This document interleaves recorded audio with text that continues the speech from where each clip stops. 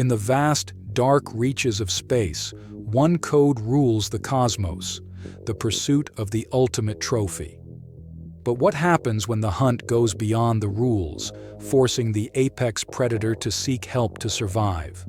We're diving deep into the explosive new trailer for Predator, Badlands, where the stakes aren't just survival, they're the foundation of the entire Alien vs. Predator universe.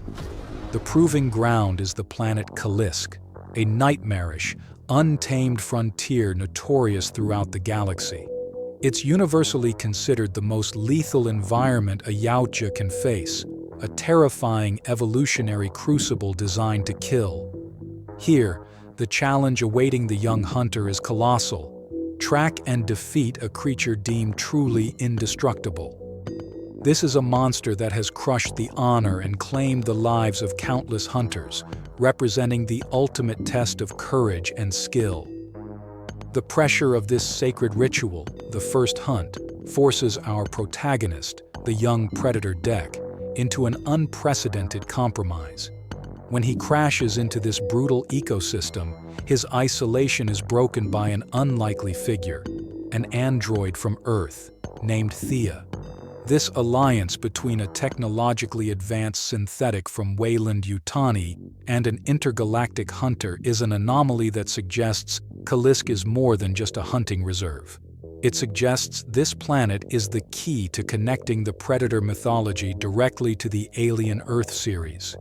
In this comprehensive analysis, we explore the shocking possibility that the extreme danger and unique biodiversity of Kalisk make it the original homeworld of one of the Alien Earth series' most terrifying antagonists, the deadly, armored, and highly mobile carnivorous plant, the Dplumbicare. Let's break down the evidence and see how Badlands is about to rewrite the entire chronology. The simple declaration that everything is trying to kill you on Kalisk is more than just flavor text. It establishes the planet as an extreme evolutionary crucible.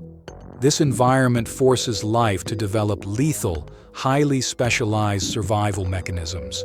The flora and fauna we glimpse in the trailer, the giant four-armed vertebrate, the clam-headed elephantine beast, suggest a world where life is not just competitive, but actively hostile to everything, including itself.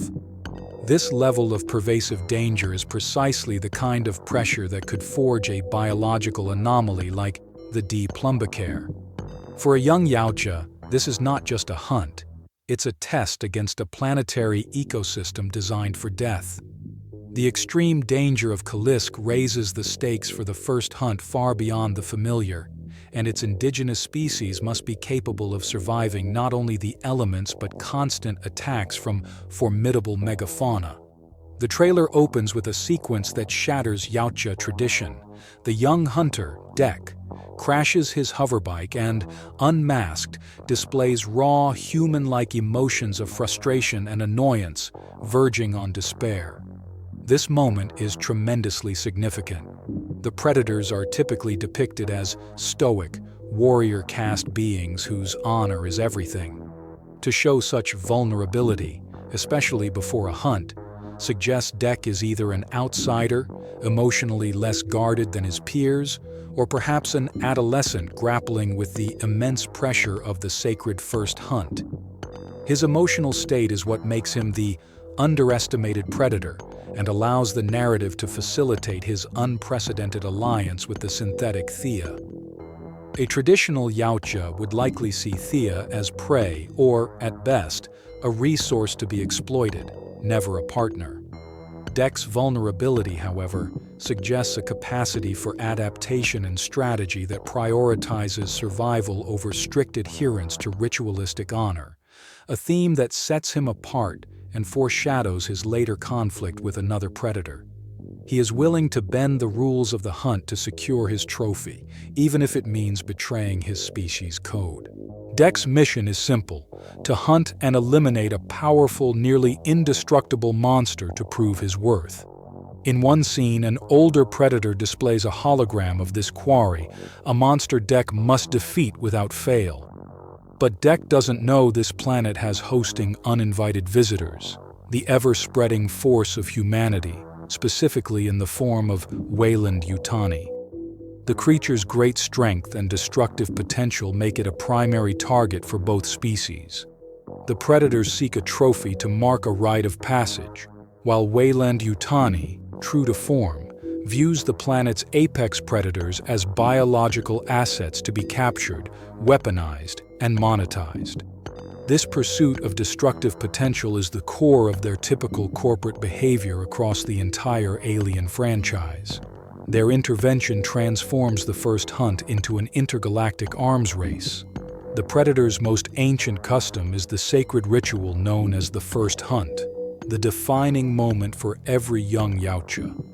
Upon reaching maturity, the hunter must travel to a hostile world and demonstrate their strength and survival instincts. Xenomorphs and humans have been hunted in these rituals before, but Kalisk is where Dek must complete his challenge, or die trying. Weyland-Yutani's excursion to Kalisk will undeniably complicate things. The company seeks resources and local life to experiment with and exploit. If Weyland-Yutani employees and androids are on this planet, could this mean that Kalisk is where they find Dplumbicare or possibly other creatures that appear in the Alien Earth series? Some of the biggest questions left unanswered after the first season of the Alien Earth series concerned the origin of the creatures aboard the Maginot, including xenomorph eggs. The planet Kalisk may be where Weyland-Yutani found some of them. The strongest piece of visual evidence for this connection appears in the extended clip where Dek is shown desperately fighting a monstrous plant creature with his plasma sword. This behemoth is possibly known as the Kaliskian Devourer. The fight strongly suggests this towering plant monster is either a relative of the Dplumbicare from the Alien Earth series, or potentially the final, fully grown stage of the same terrifying creature. The fact that the ultimate Yautja hunter must use his plasma weapon on a plant underscores the unparalleled danger of Kaliskian flora. The evidence pointing to Kalisk as the home world of the Dplumbicare is compelling.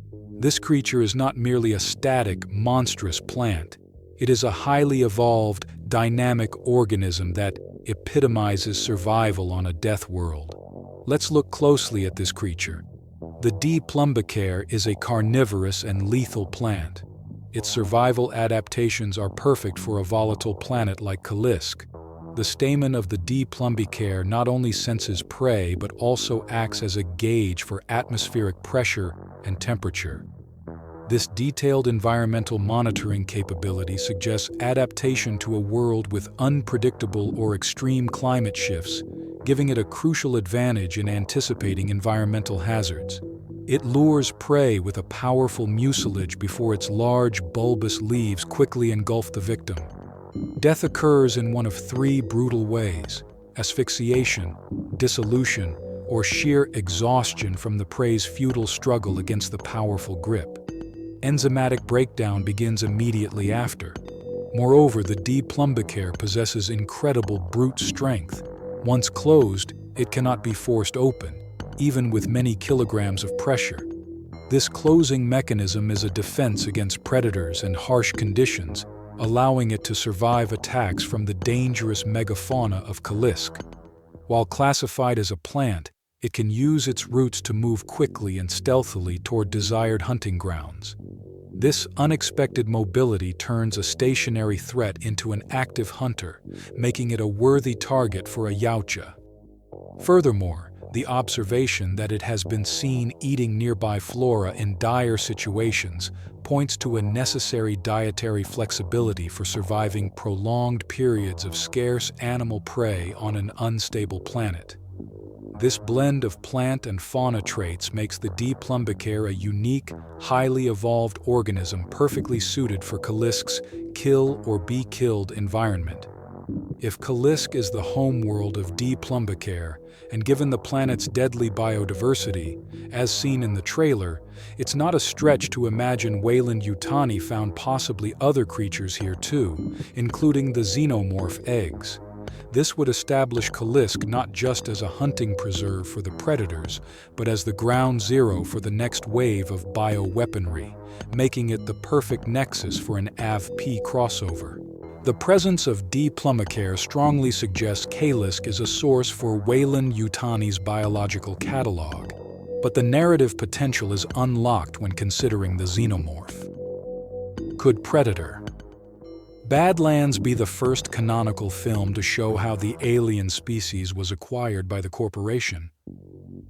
The Alien Earth series confirmed that the Maginot ship contained Xenomorph eggs.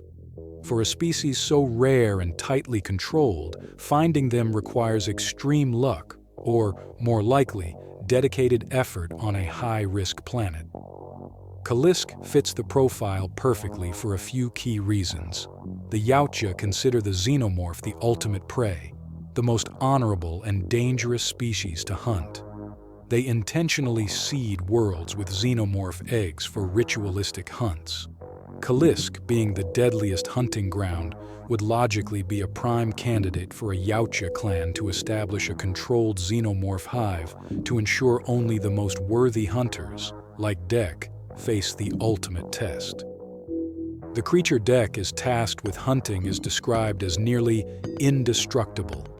This language mirrors the formidable resilience of the Xenomorph, or, more intriguingly, a creature in the alien mythology that is even stronger. It is possible Dek's prey is an engineer bioweapon left on Kalisk, or perhaps a unique type of Praetorian or Queen Xenomorph variant specifically adapted to Kalisk's intense gravity and megafauna. If Dek fails to defeat it using traditional means, the arrival of the Xenomorphs, which represent a chaotic, unpredictable force, could be the narrative catalyst that allows him to succeed through unexpected means. The corporation is on Kalisk to exploit its resources. The Dplumbicare is a dangerous bioweapon. The Xenomorph is the crown jewel of biological warfare. If Weyland-Yutani locates a ship containing eggs or an active hive, their entire operation shifts instantly from collecting rare fauna to securing the deadliest biological asset in the galaxy. This would justify the extreme measures and advanced synthetic presence seen in the trailer.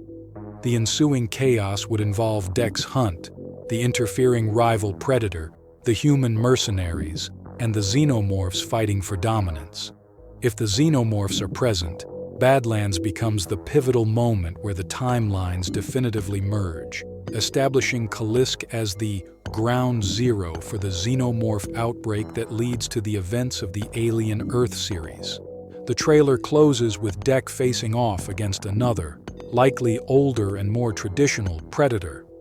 This confrontation suggests Dek may go against his own people, potentially due to the presence of Thea or his failure to respect the rigid rules of the hunt. Weyland-Yutani's meddling in the sacred first hunt is the obvious catalyst for this conflict. Predators view interference with their prey as a grave violation of honor, and the company's presence, stealing assets and militarizing the ecosystem, would enrage the Yautja. This human interference will make Dek's hunt exponentially harder.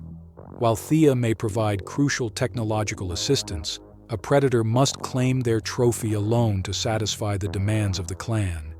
If we add the Xenomorphs, the ultimate prize for a Yautja and the ultimate weapon for Weyland-Yutani, to this already volatile chaos, Predator, Badlands could be laying the groundwork for a definitive, canon crossover battle on the big screen, directly leading to a new Alien vs. Predator series.